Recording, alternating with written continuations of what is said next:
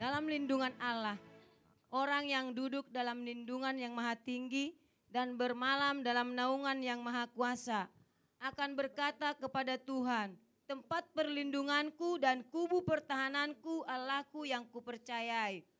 Sungguh dialah yang akan melepaskan engkau dari jerat penangkap burung, dari penyakit sampar yang busuk. Dengan kepaknya ia akan menudungi engkau, di bawah sayapnya engkau akan berlindung. Kesetiaannya ialah perisai dan pagar tembok. Engkau tak usah takut terhadap kedahsyatan malam, terhadap pada yang terbang di waktu siang, terhadap penyakit sampar yang berjalan di dalam gelap, terhadap penyakit menular yang mengamuk di waktu petang. Walau 1.000 orang rebah di sisimu dan 10.000 di sebelah kananmu, tetapi itu tidak akan menimpamu. Engkau hanya menontonnya dengan matamu sendiri dan melihat pembalasan terhadap orang-orang fasik. Sebab Tuhan ialah tempat perlindunganmu. Yang maha tinggi telah kau buat tempat perteduhanmu. Malapetaka tidak akan menimpa kamu dan tulah tidak akan mendekat kepada kemahmu. Sebab malaikat-malaikatnya akan diperintahkannya kepadamu untuk menjaga engkau di segala jalanmu. Mereka akan menatang engkau di atas tangannya, supaya kakimu jangan terantuk kepada batu. Singa dan ular tedung akan kau langkahi. Engkau akan menginjak anak singa dan ular naga. Sungguh hatinya melekat kepadaku, maka aku akan meluputkannya. Aku akan membentenginya, sebab ia mengenal namaku. Bila ia berseru kepadaku, aku akan menjawab. Aku akan menyertai dia di dalam kesesakan. Aku akan meluputkannya dan memuliakannya. Dengan panjang umur akan kukenyangkan dia dan akan kuperlihatkan kepadanya keselamatan daripadaku. Terima kasih Tuhan. Kami mengucap syukur dan terima kasih kepadamu karena kami punya Allah yang dahsyat, yang sungguh luar biasa. Tuhan, kami selalu berdoa buat bangsa Indonesia. Biarlah Indonesia diberkati Tuhan. Shalom Indonesia. Indonesia jaya, Indonesia sehat dalam nama Yesus Kristus Tuhan kami. Tuhan, kami selalu berdoa juga buat pemimpin bangsa Indonesia, Bapak Presiden Jokowi dan Ma'ruf Amin. Dari jajaran tinggi sampai terendah sekalipun Tuhan, RT RW, Tuhan kami serahkan ke dalam tangan-Mu. Biarlah Tuhan yang memberkati mereka. Biar pemimpin-pemimpin yang takut akan Tuhan dan akan percaya kepadamu. Dan mereka akan melihat bahwa Engkau sang juru selamat. Apapun keadaan bangsa kami hari-hari ini, kami yakin dan percaya Tuhan menolong, Tuhan mengangkat, Tuhan membangkitkan bangsa kami dari segala keterpurukan. Terima kasih Tuhan Yesus, Engkau dahsyat dan sungguh luar biasa. Terlebih buat pemimpin rohani kami, Bapak Gembala Pusat Niko Nyotora Harjo beserta wakilnya, Bapak Rayon kami Pak Wiwiko Mulyono beserta wakil-wakilnya Tuhan, Bapak Rudi Siregar di tempat ini beserta wakilnya. Tuhan, Engkau yang memperlengkapi hamba-hamba-Mu menjadi berkat, menjadi terang dan garam. Biarlah mereka punya kaki, lutut yang kuat, punya hati yang selalu melayani, punya kasih seperti kasih-Mu mengalir buat hamba-hamba-Mu Tuhan. Dijauhkan mereka dari segala sakit penyakit. Biarlah penyertaan Tuhan terus tergenapi buat hamba-hamba-Mu Tuhan. Terima kasih Bapak, kami juga mengucap syukur kepadamu. Tempat yang ada di Aston dan di Kenari, biarlah itu semuanya kami serahkan ke dalam tangan kasih-Mu, penyertaan-Mu, memberkati-Mu di dalam gereja kami ya Tuhan. Tuhan, kami juga berdoa hari ini buat hamba-Mu, Evangelis Ibu Mawar Simorangkir. Tuhan, kami mengangkat tangan kami, mari kita arahkan tangan kita kepada hambanya. Belas kasih-Mu turun atas ibu ini Tuhan. Engkau memakai hari-hari ini sungguh luar biasa Tuhan.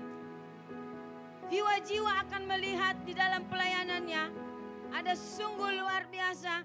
Tanda-tanda heran, tanda-tanda mujizat Kau berikan buat hamba-Mu. Ada kuasa, ada hadirat Tuhan. Tuhan, Engkau baik, sungguh dahsyat memilih hamba-Mu. Kemanapun hamba-Mu keluar, biarlah Tuhan yang memberkati. Engkau yang memberkati suami, anak-anak, seluruh keluarga besar pertalian darah diberkati Tuhan, dijamah, bahkan dilimpahi oleh Tuhan Yesus Kristus Tuhan kami. Terima kasih Tuhan, ketika firman pada siang hari ini ditaburkan, biarlah kami tetap boleh membuka hati kami. Berikan kami seperti hati-Mu ya Tuhan, untuk menerima berkat yang daripadamu, yaitu firman Tuhan. Dan tetap itu kami renungkan, boleh kami terus belajar Tuhan, melakukan firman yang Kau ditaburkan pada siang ini Tuhan Yesus. Terima kasih Bapa, bila firman itu tertanam di hati kami, biar tertanam dan bertumbuh berbuah yang lemat yang manis. Tuhan, mampukan kami, pegang tangan kami erat yang kuat. Ketika kami mendengarkan firman ini, yang sakit disembuhkan, yang lemah dikuatkan, yang tertutup dibukakan dalam nama Yesus Kristus. Engkau baik bagi kami Tuhan. Semuanya keluar Hotel Aston ini kami serahkan ke dalam tangan kasih-Mu. Kehendak-Mu yang jadi Tuhan. Terima kasih Bapa, di dalam nama Yesus Kristus Tuhan kami. Haleluya. Amin. Amin. Kita beri tepuk tangan dong buat Tuhan kita yang dahsyat. Haleluya. Kita mau lebih lagi memuji Tuhan kita. Amin saudara. Amin. Sebelum kita lebih lagi memuji Tuhan, kita serukan. Haleluya. Kasih-Nya besar bagi kita.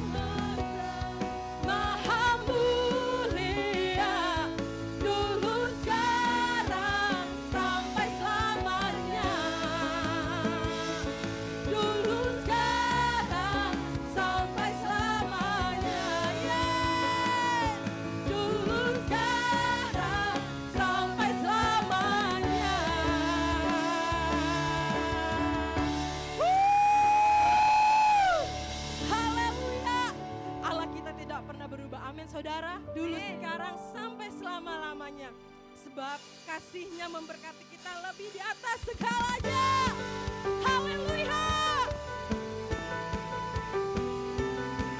Kami tinggikan Kau Raja di atas segala raja. Amin Tuhan. Kasih setiamu nyata bagiku, hikmat kebajikan tersedia bagiku. Sebab Allah sanggup limpahkan segalanya, dan anugerahnya sangat besar bagiku. Here we go. Aku diberkati, aku dilimpahi, karena Allah sanggup untuk menyediakan. Aku diberkati, aku dilimpahi, karena semua anugerah Tuhan bagiku. Yang diberkati kita sama katakan, haleluya.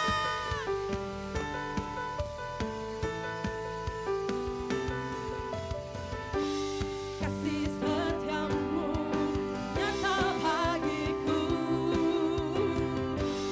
hikmat kebajikan tersedia bagiku. Sebab Allah sanggup limpahkan segalanya, dan anugerahnya sangat besar bagiku. Yes, aku diberkati, aku dilimpahi, karena Allah sanggup untuk menyediakan. Aku diberkati, aku dilimpahi, atas sempurna anugerah Tuhan bagiku. Yes, biar musik memuji Tuhan. Haleluya. Sungguh kasih-Mu berlimpah bagi kami Tuhan.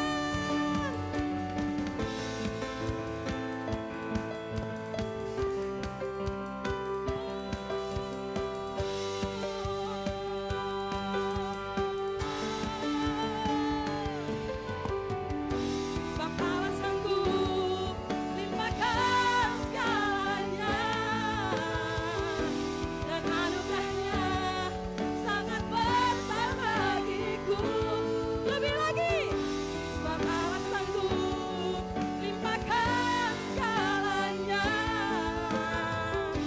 dan anugerahnya sangat besar bagiku.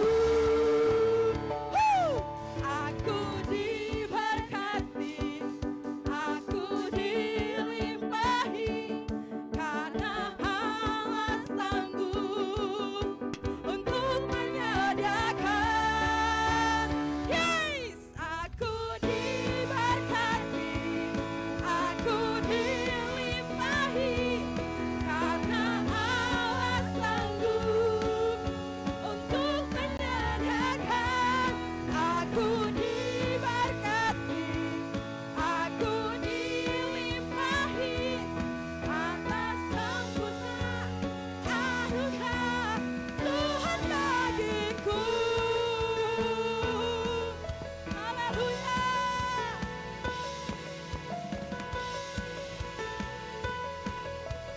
Sungguh kasih-Nya sempurna. Amin saudara. Haleluya. Amin. Saya mau lihat tangan-tangan yang diberkati siang hari ini. Sebelum duduk, coba katakan untuk kanan kirinya, kamu orang-orang yang diberkati Tuhan. Haleluya. Silakan duduk saudara, kita akan menyaksikan VOP.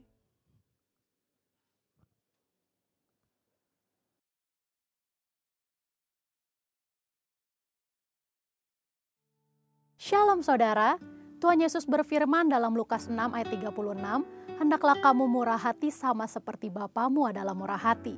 Dalam edisi Voice of Pentecost hari ini, kita akan membahas mengenai memberi dalam kemurahan hati. Tahukah saudara Memberi dalam kemurahan hati bukan hanya bersifat horizontal di antara sesama manusia, namun juga bersifat vertikal kita kepada Tuhan. Pemberian secara vertikal ini bukan berarti secara literal memberikan langsung kepada Tuhan, melainkan melalui gereja sebagai wakil Tuhan yang merupakan institusi yang sah dan valid untuk mengelola segala bentuk persembahan jemaat yang mereka berikan sebagai persembahan kepada Tuhan, guna perluasan pekerjaan Tuhan dan kerajaannya di muka bumi. Dalam Maleakhi 3 ayat 10, bangsa Israel diperintahkan untuk membawa persembahan ke dalam rumah perbendaharaan atau bait Allah. Dalam Markus 12 ayat 41-44, Tuhan Yesus memperhatikan orang-orang yang memberi di bait Allah. Pada masa gereja mula-mula di Kisah Rasul 4 ayat 32-37, jemaat membawa persembahan mereka ke hadapan rasul-rasul, dan pada prinsipnya Tuhan Yesus mengajarkan kita untuk memberi persembahan kita ke dalam rumah ibadah atau gereja. Dalam 2 Korintus 8 ayat 1-5, Rasul Paulus memuji jemaat Makedonia bahwa meskipun dalam berbagai penderitaan, sukacita mereka malah meluap. Meskipun mereka sangat miskin, namun mereka sangat kaya dalam kemurahan hati. Sehingga mereka dapat memberi bahkan melampaui kemampuannya. Pemberian yang melampaui logika dan melampaui hitung-hitungan ekonomi manusia hanya dapat dilakukan karena kemurahan hati. Kemurahan hati ini berasal dari pengenalan akan kasih karunia Tuhan, bahwa Ia yang oleh karena kita menjadi miskin, sekalipun Ia kaya, supaya kita menjadi kaya oleh karena kemiskinannya. Dan untuk membuat semua itu terrealisasi, Tuhan Yesus rela mati untuk kita karena Dia mengasihi kita. Alkitab berkata dalam Yohanes 15 ayat 13-14a, tidak ada kasih yang lebih besar daripada kasih seorang yang memberikan nyawanya untuk sahabat-sahabatnya. Kamu adalah sahabatku. Karena Tuhan Yesus lebih dahulu mengasihi kita dan kita mengasihi Dia, inilah yang mendorong kita untuk memberi dalam kemurahan hati. Bagi orang yang suka hitung-hitungan, akan sulit memahami konsep kemurahan hati. Hal ini dapat kita lihat dari apa yang disampaikan oleh Tuhan Yesus ketika pemilik kebun anggur membagikan upah yang sama, masing-masing 1 dinar kepada para pekerja yang bekerja di kebun anggurnya. Mulai dari yang masuk terakhir hingga masuk terdahulu. Mereka yang masuk bekerja terdahulu protes dan merasa diperlakukan tidak adil. Sekalipun pemilik kebun anggur sudah memberikan upah sesuai dengan kesepakatan. Mengapa mereka protes? Karena iri hati. Mereka yang tidak memiliki kemurahan hati akan cenderung menjadi iri hati. Bagaimana dengan kita? Bukankah sama seperti jemaat Makedonia dan jemaat Korintus, kita juga telah mengenal kasih karunia Tuhan Yesus? Adakah pengenalan akan kasih karunia tersebut membuat kita menjadi kaya dalam kemurahan hati sehingga kita dapat memberi melampaui kemampuan, bahkan pemberian yang melampaui logika? Prinsip memberi dalam kemurahan hati seharusnya diterapkan dalam keseharian hidup suami istri dalam rumah tangga. Memberi dalam kemurahan hati dilandasi karena suami dan istri saling mengasihi, karena kasih Kristus telah mengikat mereka. Paulus dengan inspirasi Roh Kudus dalam Efesus 5 ayat 25 menyatakan, "Hai suami, kasihilah istrimu sebagaimana Kristus telah mengasihi jemaat dan telah menyerahkan dirinya baginya." Kalau dirinya sendiri saja rela diserahkan bagi istrinya, bukankah materi, harta, dan lain-lain sebenarnya menjadi hal yang terlalu kecil untuk diberikan? Selain itu, contoh praktek memberi dalam kemurahan hati sudah dipraktekkan di gereja kita GBI Jalan Gatot Subroto dalam memberikan persembahan sulung setiap tahun. Bukan dengan paksaan, tetapi menurut kerelaan hati dan kekayaan kemurahan hati dari jemaat. Persembahan sulung adalah berkat dari Tuhan, yaitu seluruh gaji dan penghasilan yang kita terima di bulan Januari dan kita persembahkan di bulan Februari. Tanpa kemurahan hati, tidak mungkin seseorang akan memberikan persembahan sulung kepada Tuhan.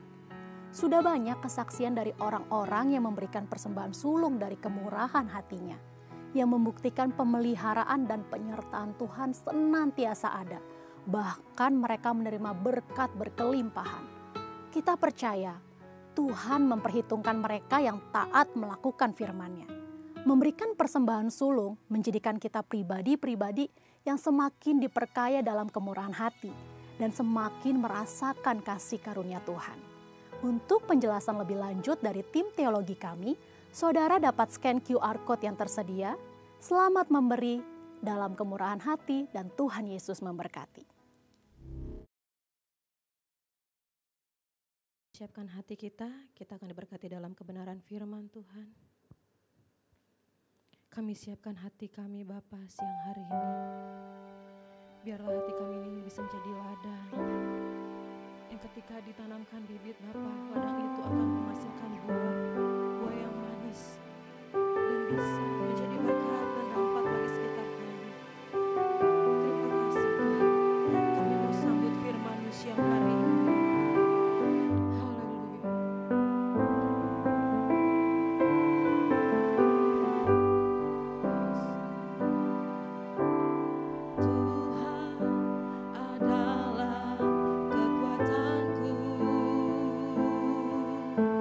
Bersama Dia ku tak akan goyah,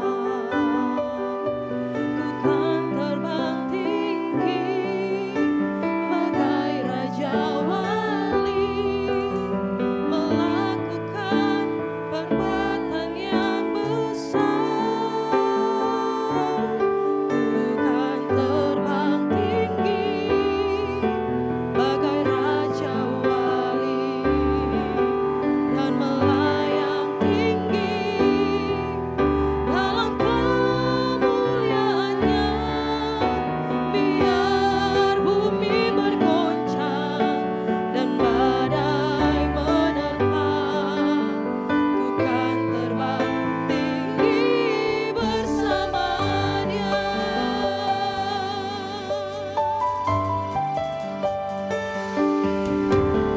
Tuhan adalah kekuatanku, bersama Dia ku tak akan goyah, ku kan terbang tinggi bagai Raja Wali, melakukan perbuatan yang besar. Kan terbang tinggi bagai Raja Wali dan melayang tinggi dalam kemuliaan-Nya. Biar bumi bergoncang dan badai menerpa, ku kan terbang tinggi bersama Dia. Sedang kita semua bangkit berdiri. Tinggi bagai Raja Wali dan melayang tinggi dalam kemuliaan-Nya. Biar bumi bergoncang dan badai menerpa, ku kan terbang tinggi bersama Dia. Ku kan terbang tinggi bagai Raja Wali dan melayang tinggi dalam kemuliaan-Nya. Biar bumi bergoncang dan badai menerpa, ku kan terbang tinggi bersama Dia. Ku kan terbang tinggi bersama Dia. Ku kan terbang tinggi bersama Dia.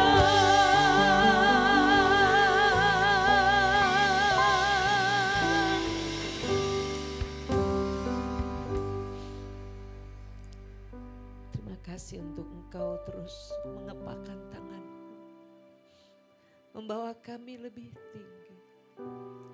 Kami sadar bahwa badai itu datang silih berganti. Tetapi yang kami tahu, Engkau melindungi kami dengan kapak sayap.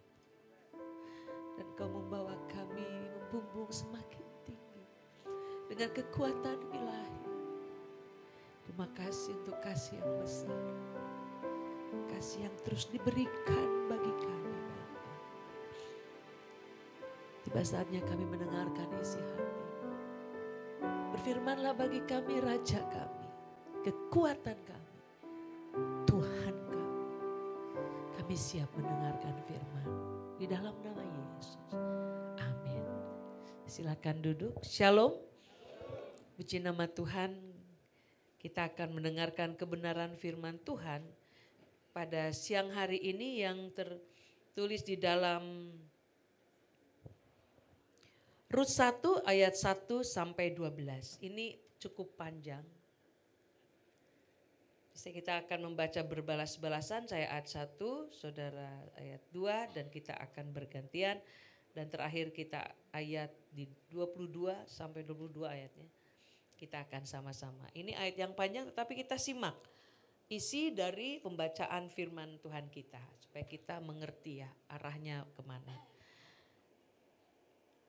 Judul khotbah ini adalah tetap setia dan bertekun di dalam kesukaran.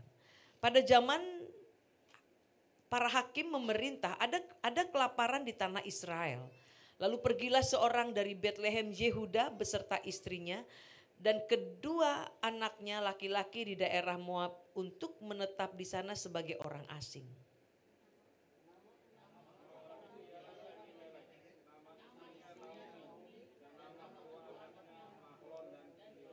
Keduanya mengambil perempuan Moab, yang pertama bernama Orpa, yang kedua bernama Rut, dan mereka diam di situ kira-kira 10 tahun lamanya. Ayat 5 silakan.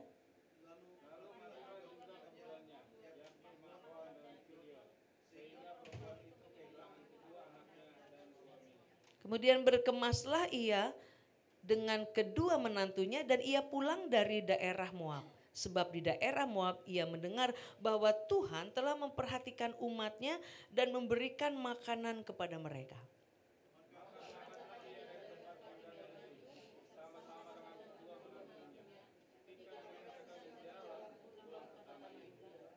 Berkatalah Naomi kepada kedua menantunya itu, pergilah, pulanglah masing-masing ke rumah ibunya. Tuhan kiranya menunjukkan kasih-Nya kepadamu, seperti yang kamu tunjukkan kepada orang-orang yang telah mati itu dan kepadaku.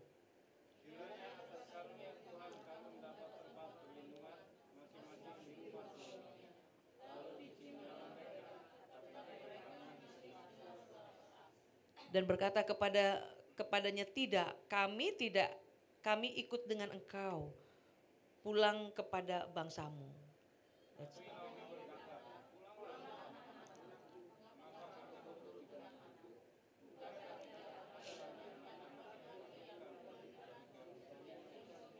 Pulanglah anak-anakku, pergilah, sebab sudah terlalu tua aku untuk bersuami.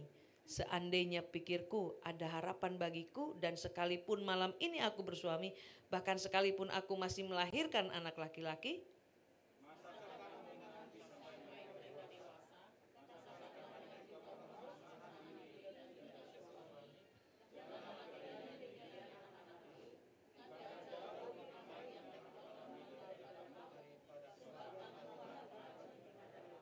menangis pula lah mereka dengan suara keras. Lalu Orpa mencium mertuanya itu minta diri, tetapi Rut tetap berpaut padanya.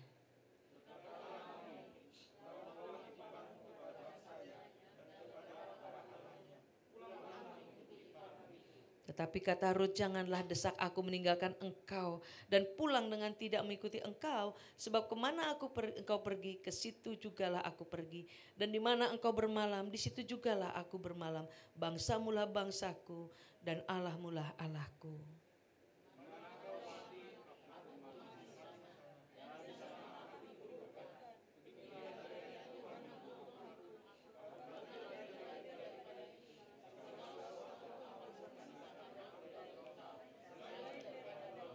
Ketika Naomi melihat bahwa Rut berkeras untuk ikut bersama-sama dengan dia, berhentilah ia berkata-kata kepadanya.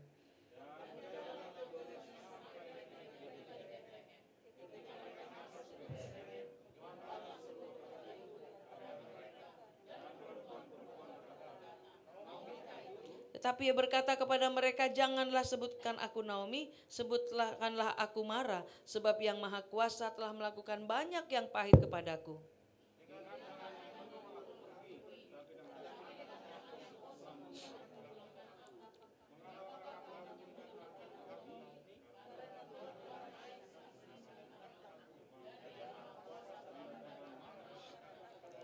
Bersama-sama, demikianlah Naomi pulang bersama-sama dengan Rut, perempuan Moab itu menantunya, yang turut pulang dari daerah Moab.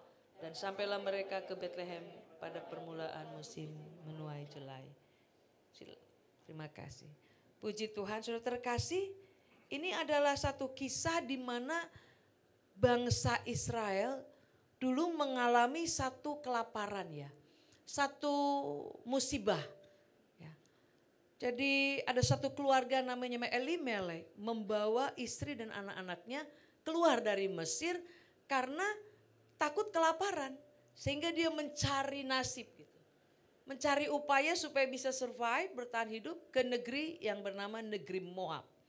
Nah saudara yang luar biasa, mereka mengalami penderitaan terus menerus.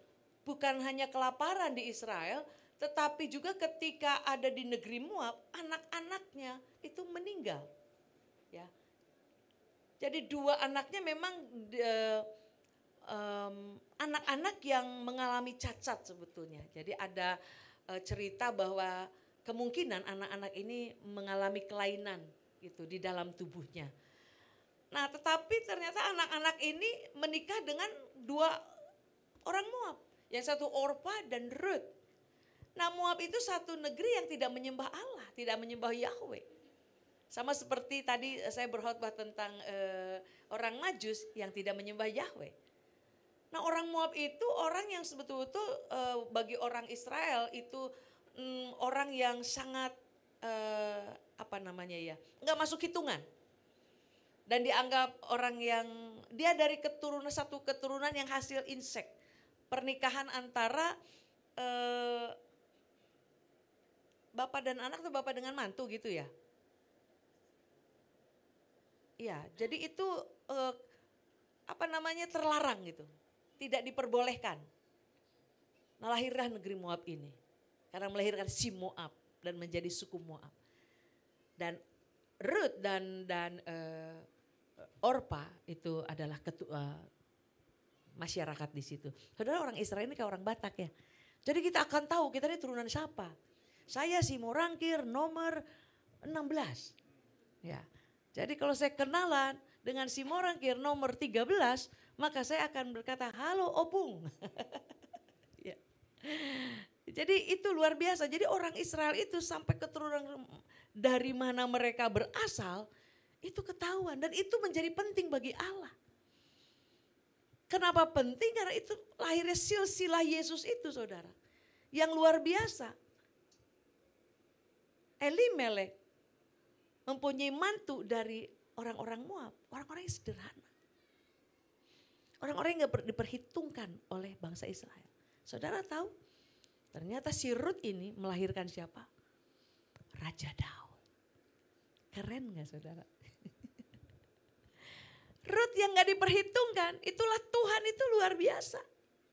Jadi artinya kalau misalnya orang-orang di dunia ini tidak diperhitungkan.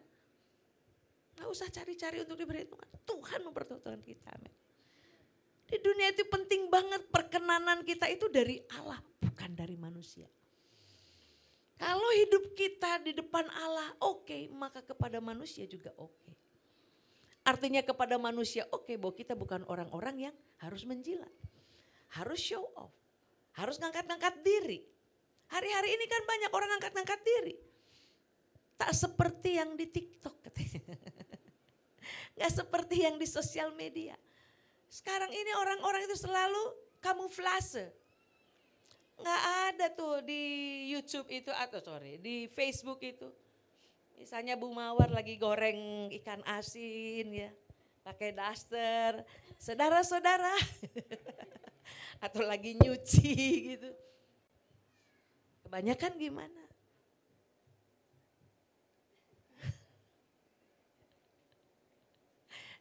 Ternyata saya punya teman. setiap hari itu kalau pulang ngantar anaknya sekolah, mereka suka ke kafe. Kafenya mahal-mahal. Saya dapat bocoran gitu loh.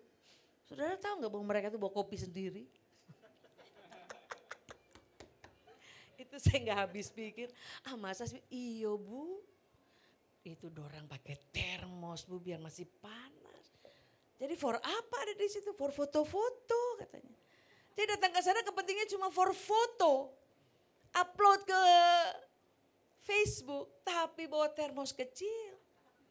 Dorang minum kopi memang, tapi kopi dari rumah. Kacau sudah. Saudara hati-hati loh dan seperti begini. Kalau untuk senang-senang dan fun-fun, oke. Tapi sebetulnya kalau itu menjadi satu standar hidup kita, maka itu menjadi bahaya. Jadi apa adanya itu enak saudara. Gak usah nipu-nipu. Ya. Enak. Saya dulu kan zaman dulu itu kan masih anak kecil-kecil gitu. Saya sering bolak-balik tuh. Mempresentasikan misi kami di Amerika. Karena penyumbang kami terbesar tuh Amerika. Jadi kita ya harus presentasi lah tiap tahun ya. Inilah yang sudah kami kerjakan di pulau A, di pulau B gitu. Jadi orang-orang di Amerika itu selalu orang-orang Indonesianya ya. Kan ke sana kami linknya dengan orang Amerikanya. Tapi saya suka seminggu, 2 minggu sampai 2 minggu lah berkunjung ke teman-teman gereja-gereja di Indonesia. Mereka suka bilang, ayolah apply lah untuk bisa tinggal di ini. Sampai mereka itu memberi formulir sama saya zaman dulu. Lo isi deh katanya, SS Social Security. Jadi udah gampang loh. Jadi kalau lu mau stay di Amerika, lu gampang surat-surat lu. Saya gak pernah mau ngisi saudara. Karena hati saya gak ke situ gitu loh. Saya senang di Indonesia dengan segala keberadaannya. Terus saya bilang, ntar gue gak bisa naik angkot. Lu gimana sih lihat di Amerika asik banget. Tapi gak ada pasar yang bau-bau. Jadi saudara kalau saudara di Bekasi kan pasar baru. Bu Mawar sering ke pasar baru. Yang bau-bau gitu. Naik Gojek gitu. Jadi jangan heran kalau saya naik Gojek saudara. Di Amerika gak ada Gojek. Saudara apa adanya itu enak saudara. Gak usah kita tutup-tutupin. Tapi diperlukan satu hati yang benar. Makanya tadi kalau sampai saudara ya... Kalau saudara setiap hari di kafe, di HI, di mana? Di Plaza Senayan, lalu di Hotel A. Orang kan bilang, wah hebat banget nih Bu Mawar. Tiap hari ngopi di situ. Starbucks aja udah mahal, apalagi kalau masuk lobi hotel ya. Berarti kan orang mengukur seperti apa nih high class. Padahal bawa termos tuh teman saya. Kacau. Saudara saya mencerita ini adalah satu kisah di mana Ruth itu seperti kita biasa. Naomi juga seperti saya dan saudara, kelaparan. Ingat dong waktu kita pandemi, saya kena COVID, gak bisa apa-apa, disumbang terus. Tiap hari ada sop dari tetangga, ada buah-buahan, perlu pertolongan. Waktu COVID kan. Luar biasa ya. Naomi bukan hanya itu, 2 anaknya meninggal, cowok-cowok. Orang Batak kalau kehilangan anak ya, waduh. Sedihnya luar biasa ya. Apalagi anak laki-laki, waduh. Orang Batak itu luar biasa, apa-apa nyanyi ya. Ada banyak lagu-lagu ya, lagu-lagu Batak ya.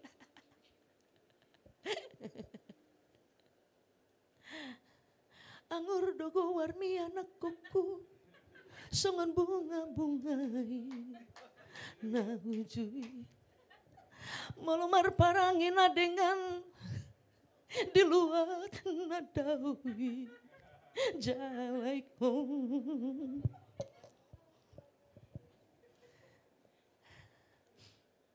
Saudara, penderitaan demi penderitaan dialami oleh Naomi dan Ruth ini.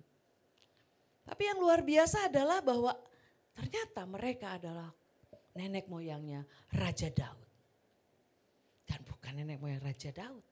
Yesus dari keturunan mereka. Luar biasa enggak?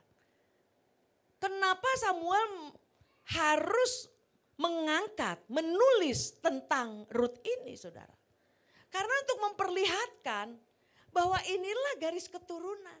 Sampai ke Daud dan sampai ke Yesus. Makanya kenapa si Rut itu istimewanya apa Rut ini? Hanya orang yang sederhana, menikah dengan orang yang cacat, itu pun suaminya meninggal. Lalu tapi kita mau melihat apa saudara? Yang pertama adalah bahwa Rut adalah seorang yang setia. Amin. Jadi anak Tuhan itu penting banget. Penting banget untuk menjadi setia. Terkasih setia kepada siapa Rut ini saudara? Yang pertama dia setia kepada Naomi. Mertuanya saudara terkasih. Tapi kenapa dia setia saudara? Karena dia percaya kepada Allah Israel. Itu poin yang pertama. Now Rut percaya kepada Allah Yehova. Allah Israel itu Allah Yehova. Karena orang Moab tidak menyembah Yehova.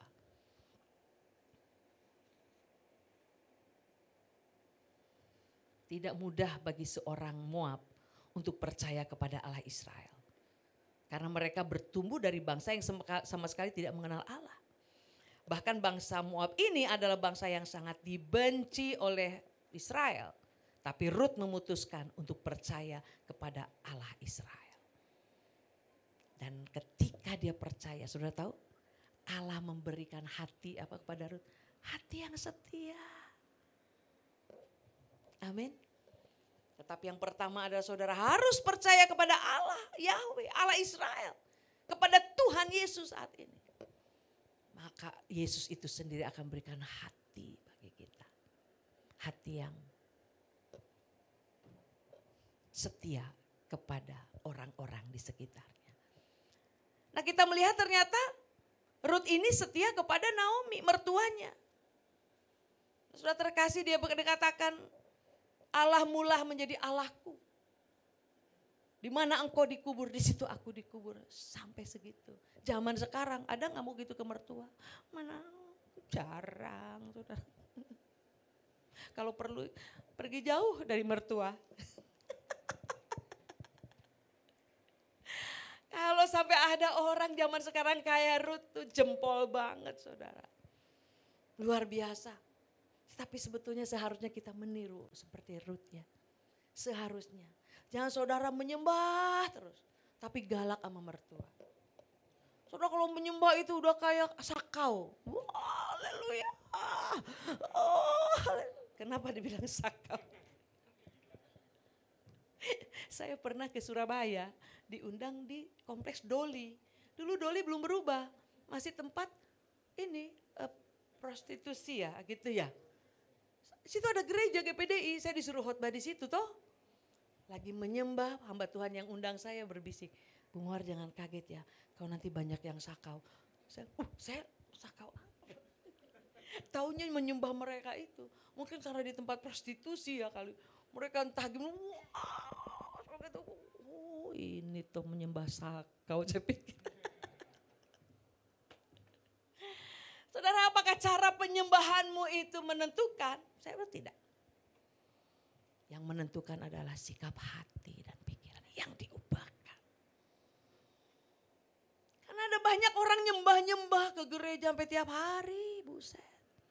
Kalau pikirannya tidak diubahkan, dibaharui, maka itu gak ada gunanya. Tapi orang tuh menyembah gak usah sampai sakau. Sayang sama si matua. Amin. Sayang sama Eda. Amin. Kagak gampang gitu loh Bu.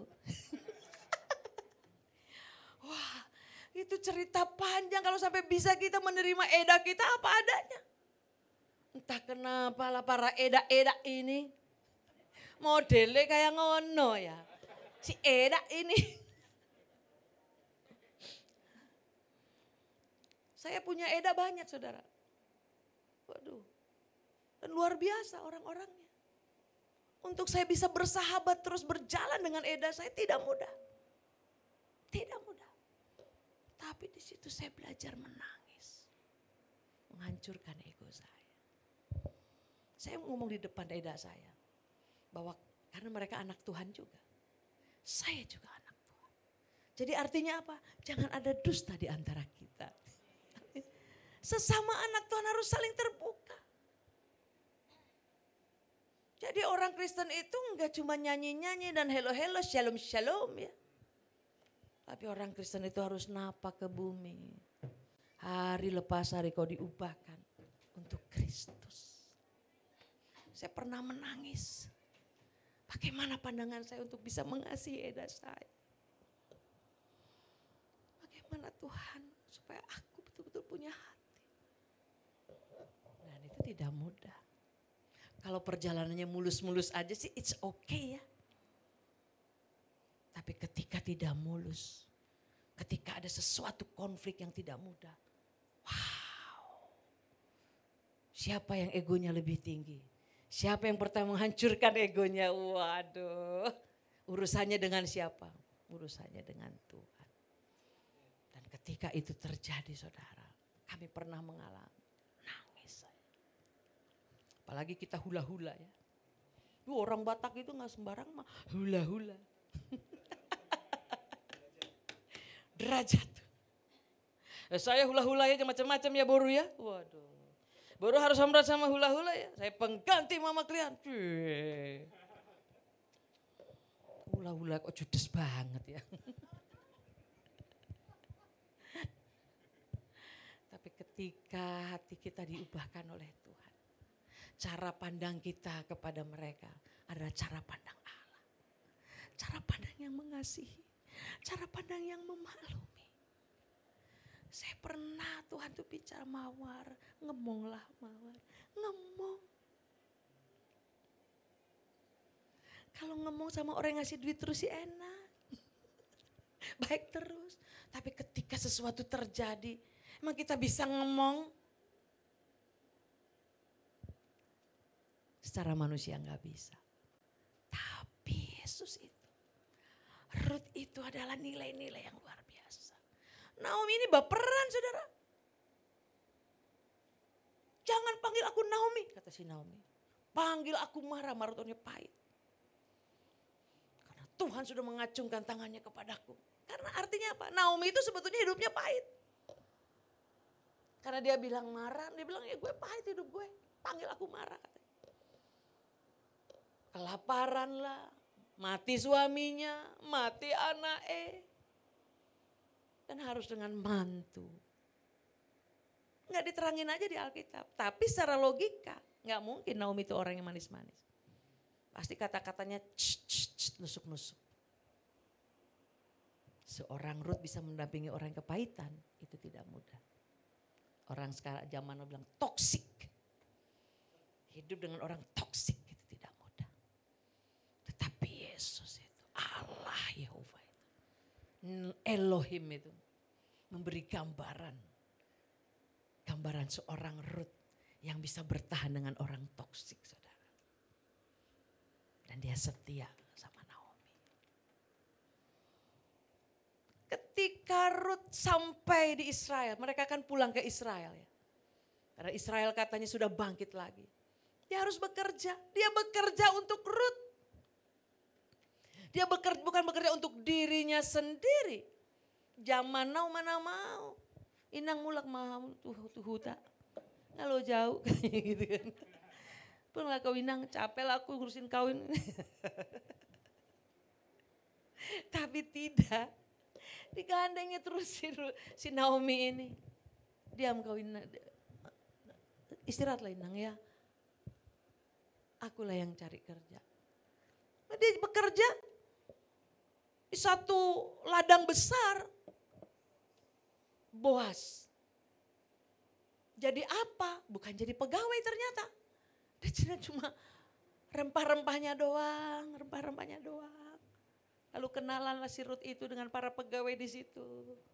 Lalu dari mulut ke mulut tahulah bahwa si Ruth ini orang yang menjaga mertuanya.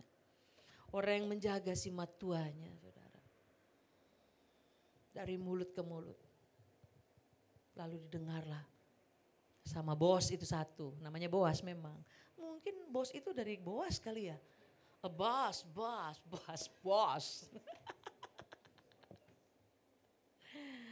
Dari mulut ke mulut gitu tahu ya. Didengar si Boas lah, ini orang luar biasa. Ini bukan orang sembarangan. Dia punya hati yang berbeda. Amin. Saudara, bagaimana Ruth itu sederhana. Bukan kayak cewek-cewek eksekutif zaman sekarang ya, bawa tas gitu ya. Pak jago-jagohon gitu. Eksekutif, yang macam-macam sama gue. Lu gak tahu. Gue setara dengan bos gue.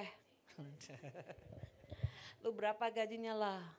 Hitung-hitungan sama gue. Baru lu naksir gue. Cie. Orang Jakarta kalau udah ngomong ya. Waduh saudara ya. Tapi Tuhan itu adalah Tuhan yang membentuk hati. Ingat ya. Bahwa Tuhan tidak pernah salah, ada firman Tuhan. Firman Tuhan itu membekali saya dan saudara. Nilai-nilai itu harus nampak. Saudara, saya ingin bersaksi ya. Itu karena kasih karunia Tuhan lah saya melayani Tuhan tuh dari kelas 1 SMA saudara. Kelas 1 SMA Tuhan memakai saya. Dari kecil saya tukang nyanyi. Jadi tiap minggu mama saya suruh saya nyanyi terus. Dari senang sampai sebel. Nyanyi terus. Di gereja maksudnya. Nyanyi kau mawar. Ya mama baru kemarin sekarang lagi. Nyanyi. Mama saya tuh enggak, ya orang sederhana, bukan orang sekolah. Tapi powerful banget. Satu hari gak ada hujan, gak ada angin juga tiba-tiba dia bilang sama majelis, si Mawar mau nyanyi. Gitu. Aduh Tuhan, saya lagi enak-enak gitu ya. Adik kami Mawar si mau nyanyi. Hah? Saya lihat ke mama saya diam. Terus saya tuh saya begini. Enggak mau, waduh. Saya gak mau karena gak siap ya. Itu masih kecil. Di rumah itu saudara. Mama saya, oh begitu ya Mawar ya. Cuma gitu doang hadiratnya udah terasa. Bagus kau Mawar ya. Waduh saudara, ngomong gitu aja saya udah ketakutan. Hadiratnya memenuhi hatiku. Mengkeret saudara, mengkeret. Kau menolak untuk nyanyi untuk Tuhan. Udah langsung dipakai yang paling level atas. Kau menolak Tuhan, menyanyi untuk Tuhan. Aduh mamaku sayang itu. Tapi karena mama lah saya menjadi hamba Tuhan. Nyanyi di ibadah-ibadah. Dari kecil, dari SD. Tapi ternyata itu adalah garis di mana dia sedang mempersiapkan saya. Untuk menjadi pelayan Tuhan. Saudara memang beda ya. Menjadi pelayan Tuhan itu beda. Penyanyi rohani ya. Saya bicara koridor itu penyanyi rohani itu beda. Beda dengan penyanyi sekuler ya. Penyanyi sekuler itu ya beda. Spiritnya juga beda. Kalau mau lomba itu lu mesti jatuh, gue mesti naik gitu ya. Kita berusaha untuk menjadi the best lah gitu. Dan kalau bisa mental teman-teman kita dijatuhin gitu ya. Tapi menjadi penyanyi rohani yang gak begitu. Ketika dia diangkat Tuhan, dia harus semakin lurus. Dia harus semakin merendahkan diri. Karena ini penting ya. Kenapa Tuhan itu selalu kita memang bicara berkat ya. Jangan takut lah soal berkat.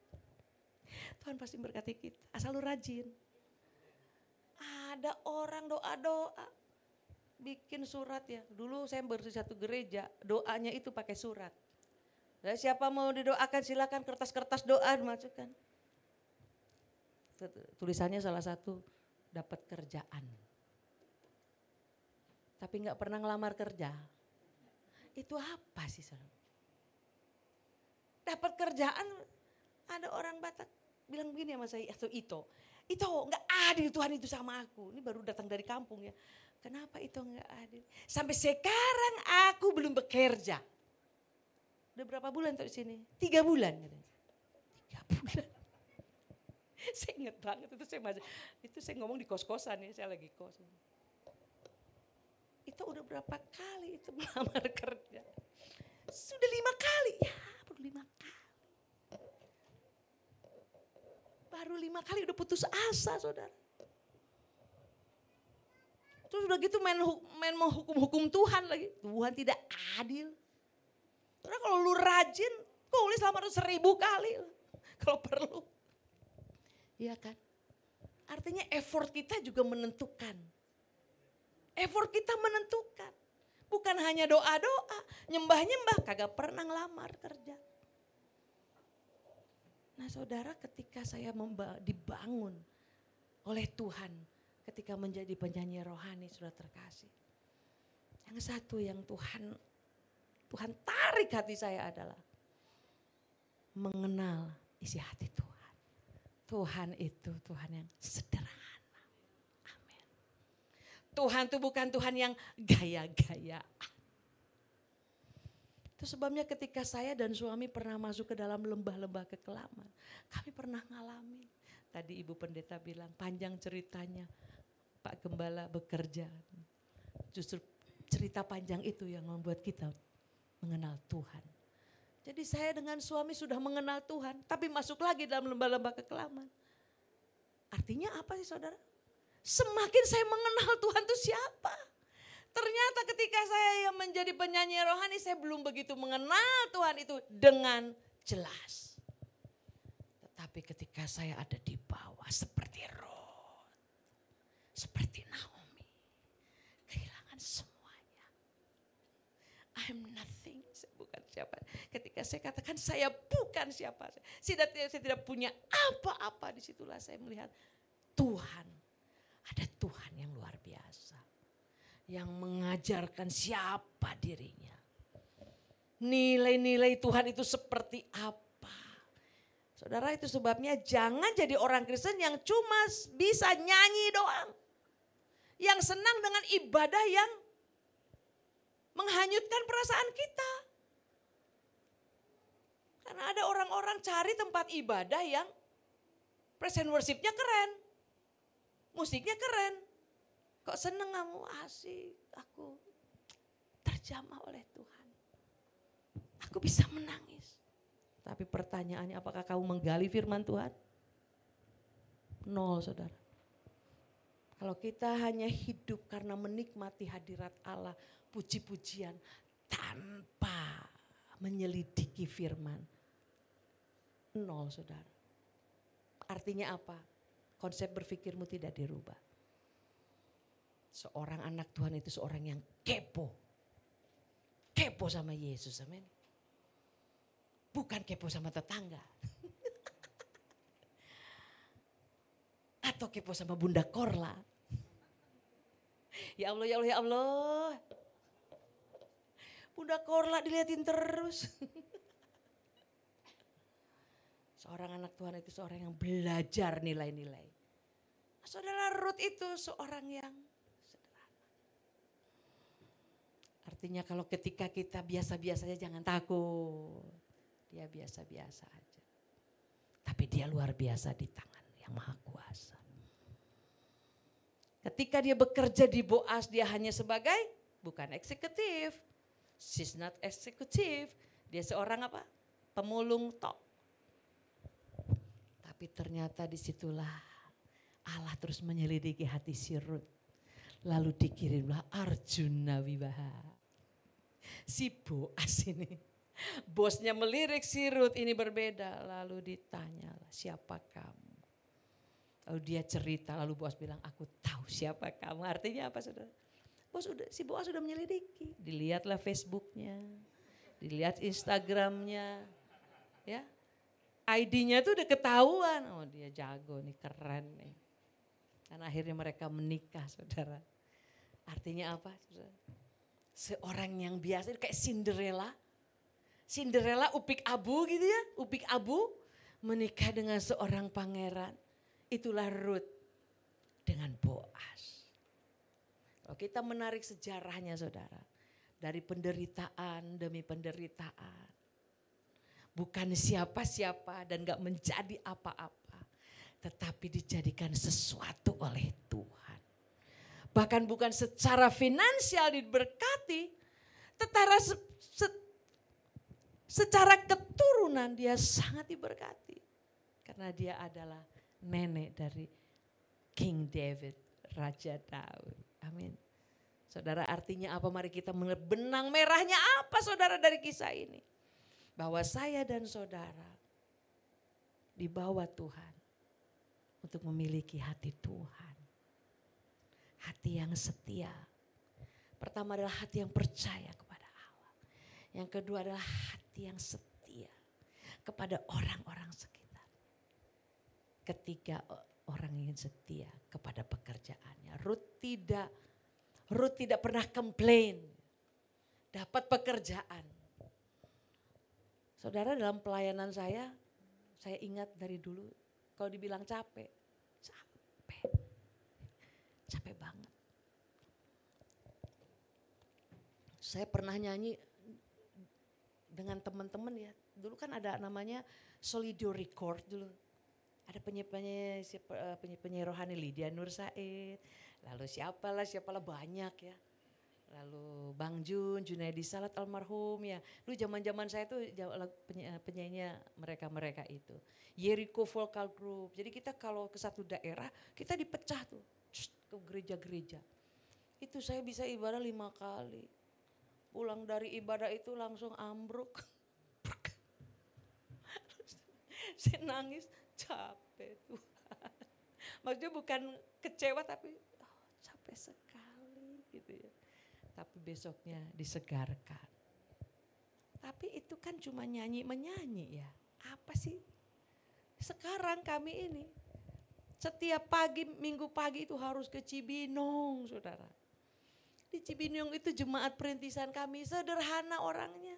Udah jauh terus saya nemuin orang-orang yang sederhana.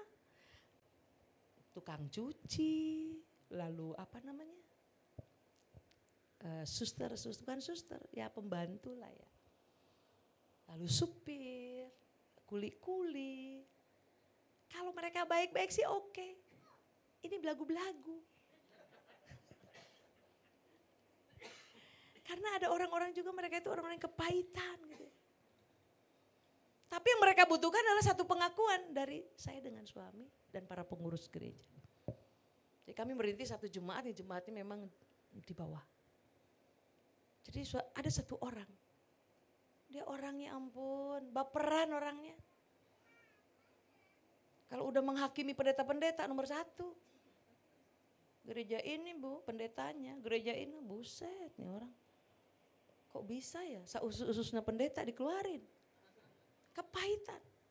Jadi dia itu bertumbuh apabila melihat pendeta itu memang sesuai dengan apa yang dia pikirkan. Serem gak? Orang begini susah. Mesti dia muntaber, saudara. Mundur tanpa berita. Kecewa sama A, mundur. Kemana tuh dia? Udah muntaber gitu ya. Dan kerjanya cuma nilai-nilai pendeta doang. Susah ini saudara. Nah ketika ketemu saya dia kaget. Loh kok penyanyi Mawar Simorangkir mau katanya gitu. Saya lihat, kamu bisa nyanyi ya? Bisa bu. Oh saya lihat WL, jadi WL. Kamu bisa main musik? Bisa bu. Main gitar, padahal chordnya so lari-lari ke ujung-ujung. Nyanyi di mana? Oh oke. Tapi ternyata talentnya itu dia di dekor. Saya suruh dekor Natal itu dia luar biasa.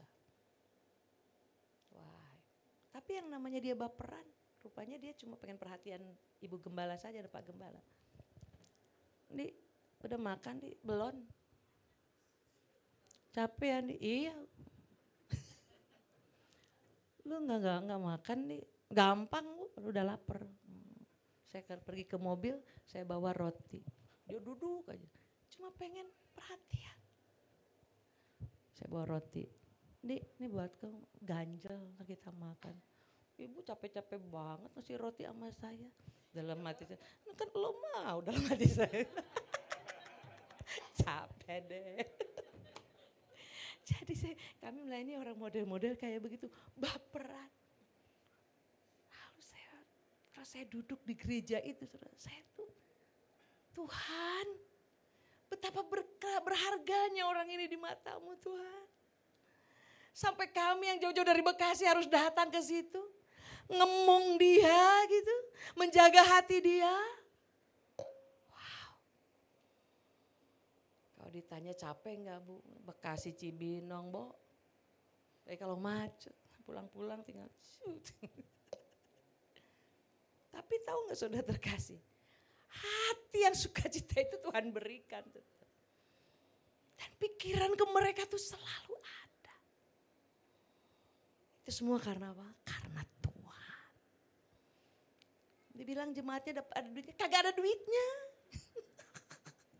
Sebulan sekali bawa sembako. Dibagi-bagi gitu. Dan ada aja orang yang ngasih sembako. Saudara, Tuhan itu merubah hati itu saudara. Jadi anak Tuhan itu diberkati memang. Tapi bukan berarti hanya untuk show off. Bawa termos kopi ke hotel, ke kafe-kafe. For unjuk-unjuk gitu. Fotonya juga keren-keren. Kopinya diliatin lagi. Padahal di belakang dia udah pasang termos. Saya waktu dengar cerita itu, gila nih orangnya. Bisa ya ininya apa? Hanya untuk apa? Narsis. Itu menunjukkan gitu. Yang mau saya ceritakan adalah bahwa mungkin saya tidak melakukan itu. Tetapi dulu saya pernah membangun itu. Image. My image. Saya salah membangun. Bukan God's image. Tapi my image. Mawar Simorangkir. Tadi dibilang kok salah Sari Simorangkir. Bagi saya enggak apa-apa. Tapi Pak Gembala, Bu Gembala itu sangat sungkan sama saya. Sampai harus menerangkan Mawar Simorangkir. Padahal saya ya biasa aja. Bukan hal yang signifikan.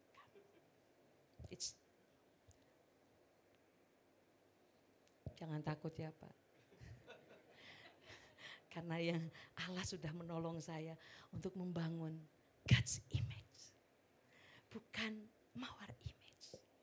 Mau dikasih nama, tidak dipanggil juga. Tidak disebut nama, it's okay. Karena yang harus kita bangun adalah God's image. Ya. Kita enggak disambut, sudah ngalamin. Enggak dianggap, sudah. Tapi yang penting bagi kita adalah perkenanan Allah. Hari lepas hari. Kenapa Rut itu seperti itu? Kenapa Tuhan harus naikkan nama Rut menjadi kitab Rut? Seharusnya kita cerdas. Apa? Karena Tuhan mau kita punya hati yang sederhana. Tetapi diakui oleh Tuhan hatinya. Amin. Daripada kita selalu memberi perkenanan kepada manusia dengan tuh minum kopi-kopi. Dan bagi Allah itu tidak baik. Amin. Jadilah orang yang bersahaja. Seperti Yesus. Yesus itu raja di atas segala raja. Kok lahirnya di kandang sih? Saudara harusnya udah cerdas. Saudara harusnya udah mikir kok di kandang sih? Itu Allah itu berbanding terbalik dengan dunia. Jangan kita terus minta diberkati sehingga kita menjadi Raja Herodes gitu ya. Saya adalah raja di atas segala raja, tar gitu lagi. Yesus sendiri yang raja di atas segala raja. Dia di kandang. Dan dia mengambil rupa seorang apa? Seorang hamba. Jadi hati yang menghamba itu penting bagi anak Tuhan, amin. Sehingga ketika edak kita macam-macam. Bukan macam-macam maksudnya tuh ngapain kita gitu. Harus bagaimana kita punya hati yang hati melayani. Atau si matua kita bagaimana? Biasanya si matua sih kebanyakan sih oke-oke. Itu mantu ini biasanya. Yang kereng-kereng gitu. Oh enggak, tapi kalau mantu-mantu anak Tuhan seperti saya dan Ibu Gembala. Ini mantap-mantap ini. Baik-baik. Hati yang bersahaja seperti Allah. Mari kita berdoa. Ubah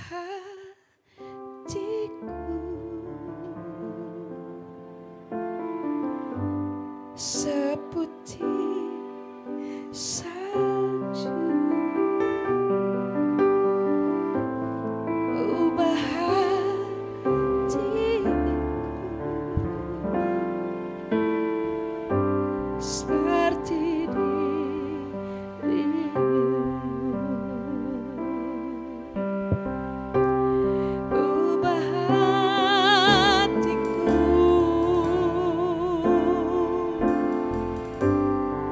seputih salju,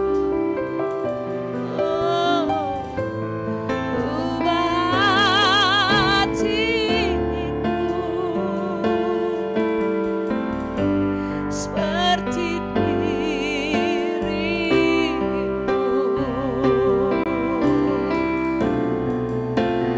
Engkau mencurah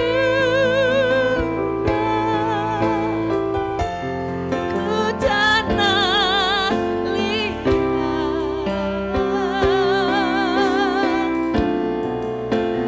bentuk jadikan ini doaku, ubah hatiku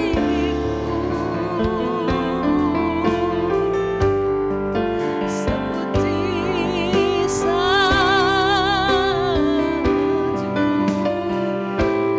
ubah hatiku. Ini doaku, ini doaku. Engkau pencurah, engkau pencurah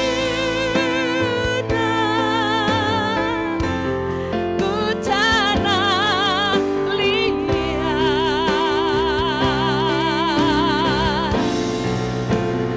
bentuk jadikan ini doaku, ubah hatiku. Biarlah Tuhan mengubah hati kita seputih salju, ubah hatiku. Ini doaku, ini doaku. Musik melakukan pujian ini dengan lembut, semua tunduk kepala. Ada banyak hari-hari yang kita lalui.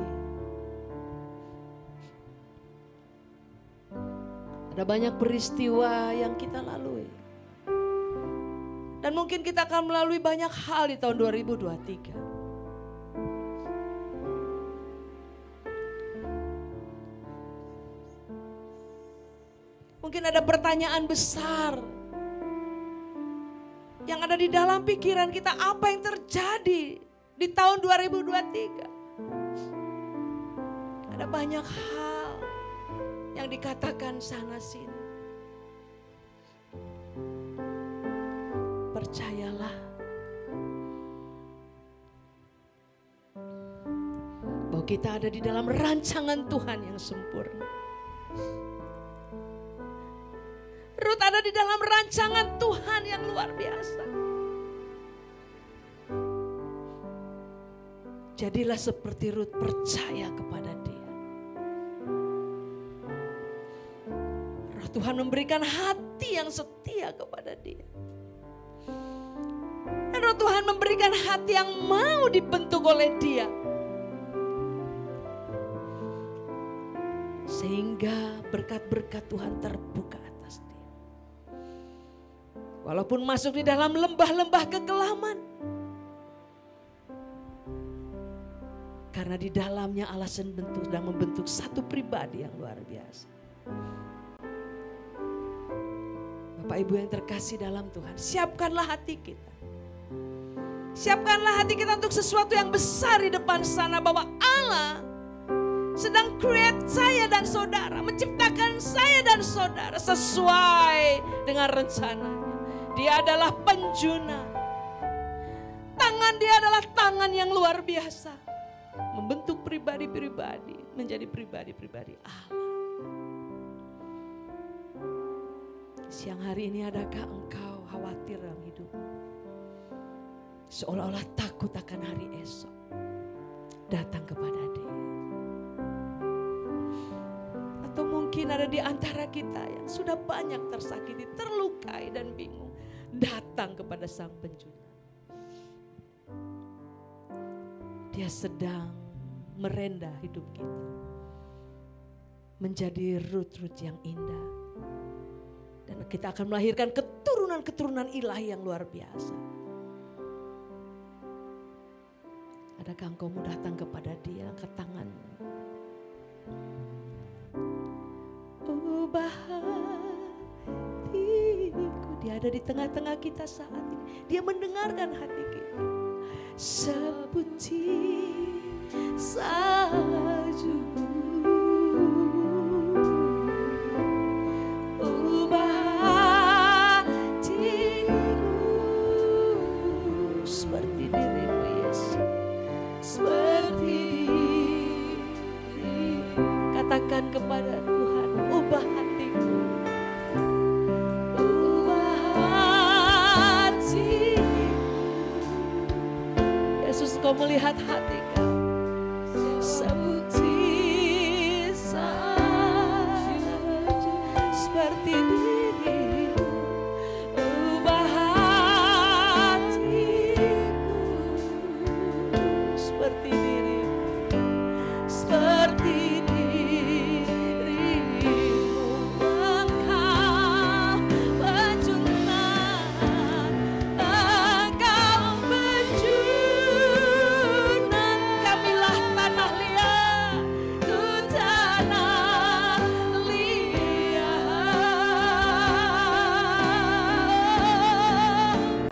Bantu jadikan ini doaku.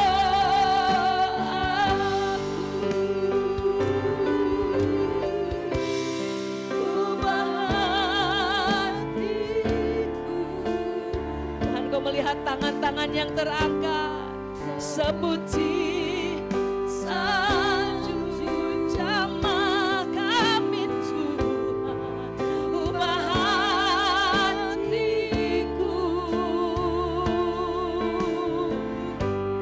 Seperti dirimu. Bapak, kau melihat tangan-tangan yang terangkat. Kau melihat hati yang hancur. Kuasamu mengaliri setiap hati kami. Jamahanmu yang kami perlukan. Firmanmu yang kami perlukan. Pertolonganmu yang kami perlukan. Menyerahkan anak-anakmu ke dalam tangan Tuhan yang berkuasa. Kami percaya bahwa kami dituntun oleh Tuhan.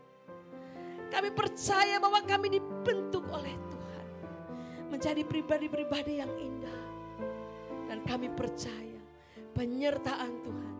Bahkan berkat-berkat Tuhan. Pertolongan Tuhan. Selalu ada pada kami. Terima kasih Tuhan. Menyerahkan seluruh kehidupan kami. Baik pekerjaan kami, rumah tangga kami. Hubungan kami. Dalam sebagai suami istri. Sebagai kakak ipar dan adik ipar. Sebagai mantu dan mertua. Sebagai sesama rekan pekerjaan. Sebagai sesama rekan bisnis. Biarlah kami memiliki hati Tuhan. Agar kami boleh melihat seperti Tuhan melihat. Agar kami boleh berpikir seperti Tuhan berpikir. Terima kasih dan kami boleh melangkah seperti Tuhan melangkah.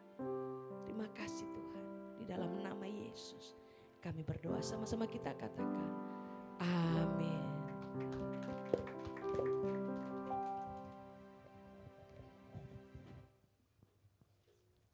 Sebentar kita akan mendengarkan pengumuman 1 minggu ke depan.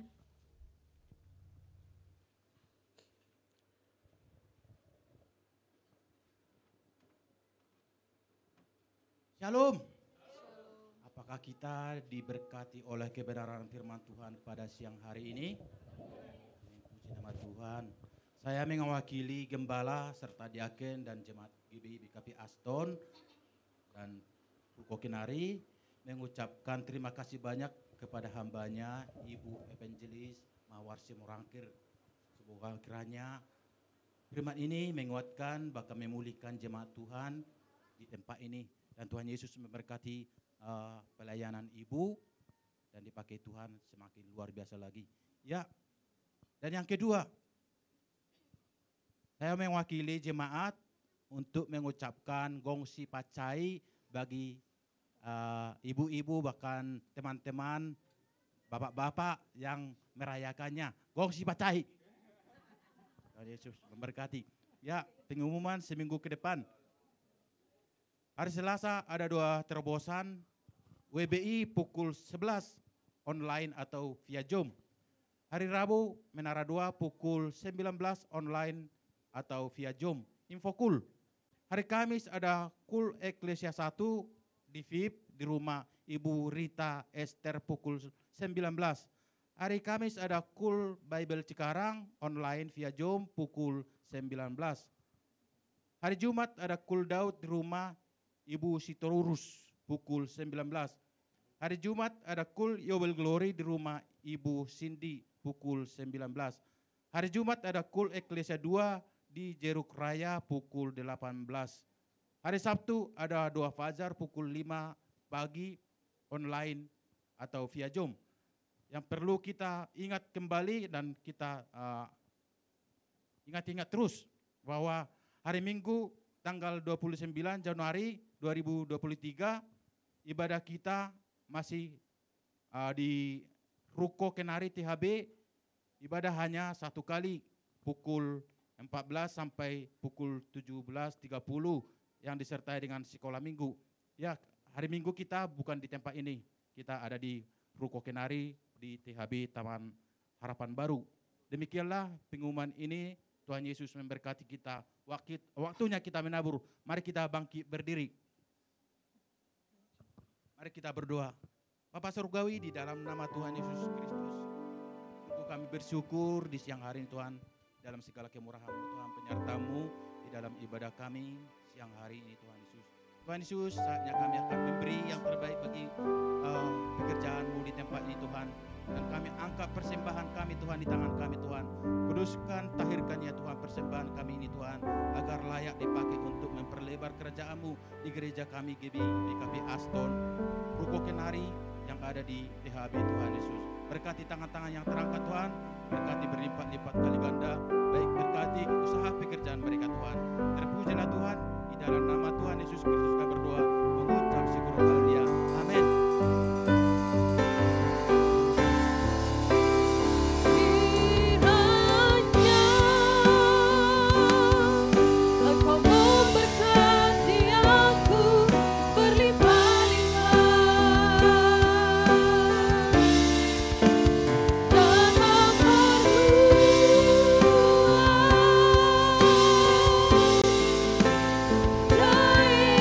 Ku